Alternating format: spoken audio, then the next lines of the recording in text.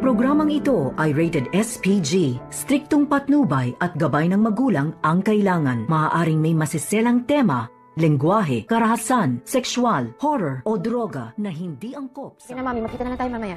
Oo, sige, sige.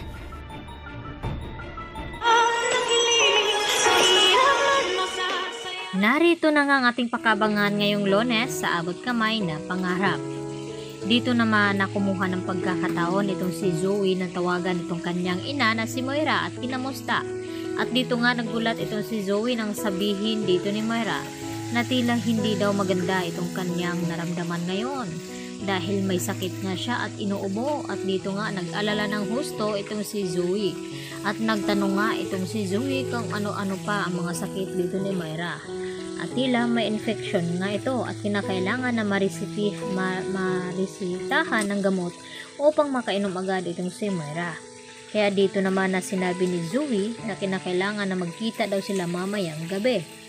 At habang kausap ni Zoe itong si Moira ay hindi na malaya ni Zoe na nasa likuran pala niya itong si Doc Lyndon Javier. At narinig lahat ni Doc Lyndon Javier ang pinag-usapan ni Zoe at Moira na plano nilang magkita ang dalawa. At dito nga na ibinaba na ni Zoe itong cellphone at kinumpronta ni Doc Lyndon Javier itong si Zoe. Nakausap niya pala itong kanyang ina at nagsisinungaling ito na sinabi sa kanila na wala daw siyang alam tungkol dito kay Moira. At dito nga nakiusap itong si Zoe kay Doc Lyndon na sana raw ay sa kanila na lang iyon at wag nang iparating kay Doc RJ. At dito naman na sinabi ni Doc Lyndon Javier na hindi nga daw maaari dahil dapat malaman daw ito ni RJ na may connection pala itong si Zoe at itong si Moira at balak pa nilang magkita.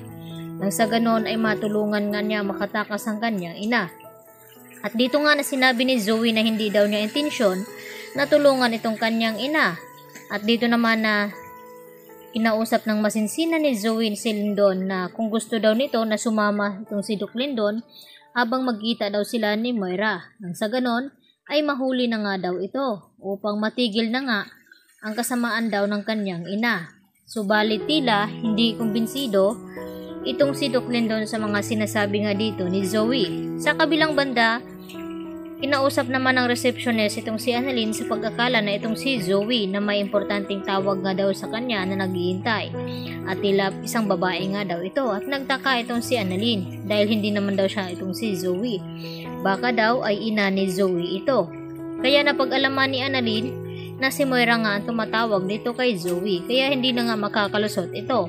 At ang tanging gawin na lamang ni Doc Lyndon ay ipaalam kay Doc RJ ang tungkol sa pag-uusap ni Zoe at dito ni Moira. Nang sa ganun ay masit up nga nila ito upang mahuli. Samantala, nang dito pala sa Japan sa Nagoya itong si Kinito dahil may mahalaga nga itong inaasikaso. At sakto naman na nakita niya dito itong si Moira na paalis na nga ng Japan.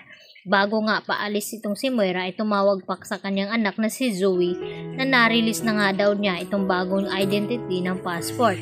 At dito naman nalungkot itong si Zoe kung kailan daw ang alis nito at sinabi ni Zoe na hindi man lang daw ba sila magkita sa huling sandali.